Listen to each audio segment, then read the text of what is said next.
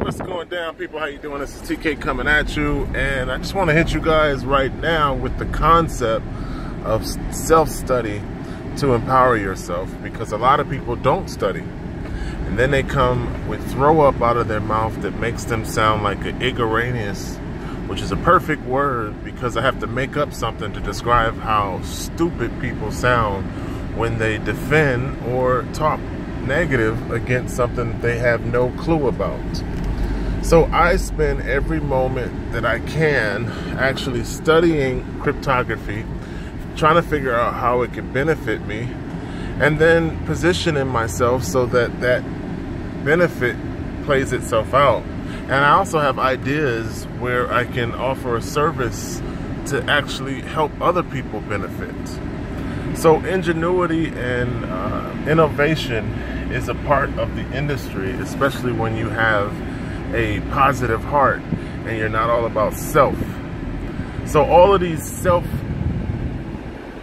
don't know what to call them, self-aggrandizement, old paradigm lovers sit around and they talk about why you should or shouldn't participate in new technology. And that really blows me away, because if you haven't taken the time to study, then why the hell would you discourage someone else's progress? You know, speak from experience, speak from self-knowledge, but don't speak from that other hole that's outside of your mouth. And that's the part that I don't like, you know, because this whole world is about self, it's about control, it's about manipulation, it's about someone else being empowered and someone else being put down. So with that factual basis, when people choose to be evil and put their foot on other people's neck, oh, don't get involved in this because it's truly going to financially free you from the debt slavery system of fiat. That's what they should be saying. They should be saying, but what they do say is gold versus Bitcoin, which is better, which is ridiculous. You know what I mean? It's like saying tap water versus spring water. Which water is better for you? So if you want to get into the argument of whether water is beneficial for you, and then which water is the most pure, then okay, I guess that's a place, but to me it's not a valid place to be, because we know that the role water plays in your life is very vital, especially in terms of dehydration.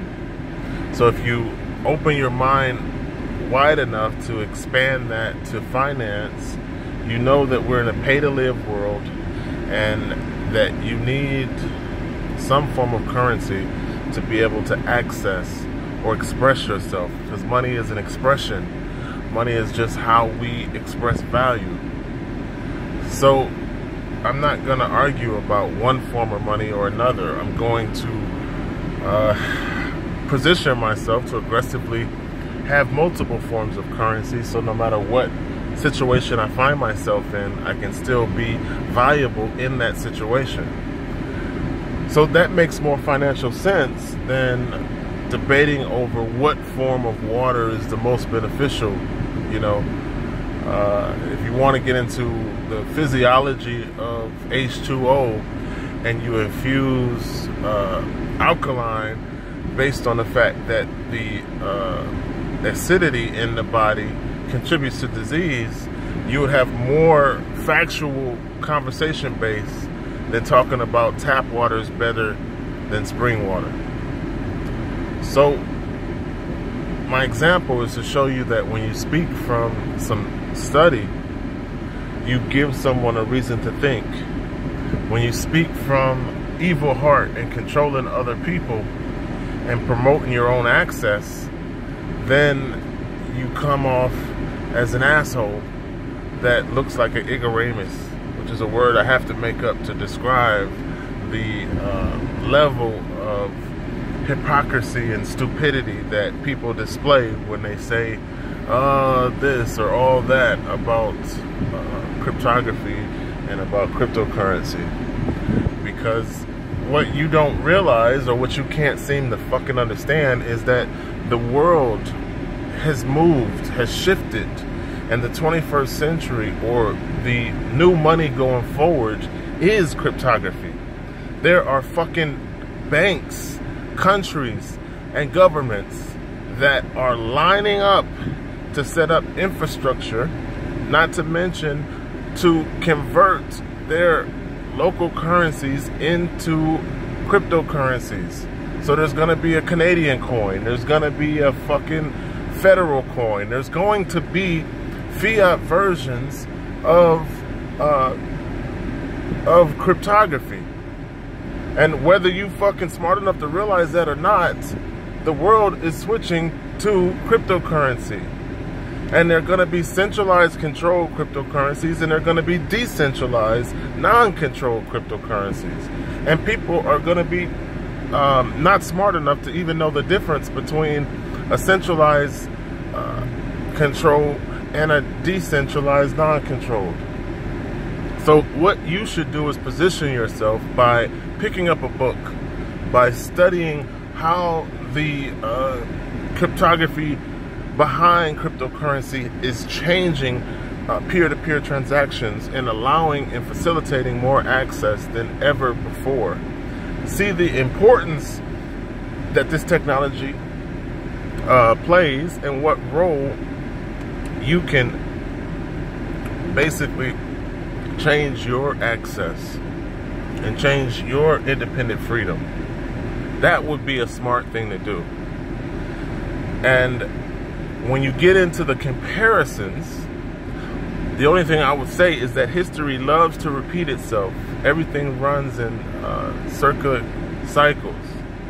So when history comes back to FDR, in terms of all of you advocates for gold over paper and feel like the answer, Jesus' version of the second coming is gold, and FDR will just pop his head back up and say, thank you for saving, this is mine.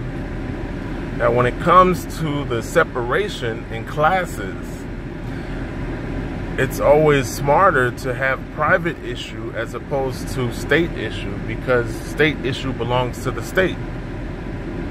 So FDR was able to reclaim state issue gold because it belongs to the government behind FDR. So it makes more sense to have private issue that isn't a part of state issue or state control if you're gonna advocate freaking cryptocurrency over gold or gold over cryptocurrency.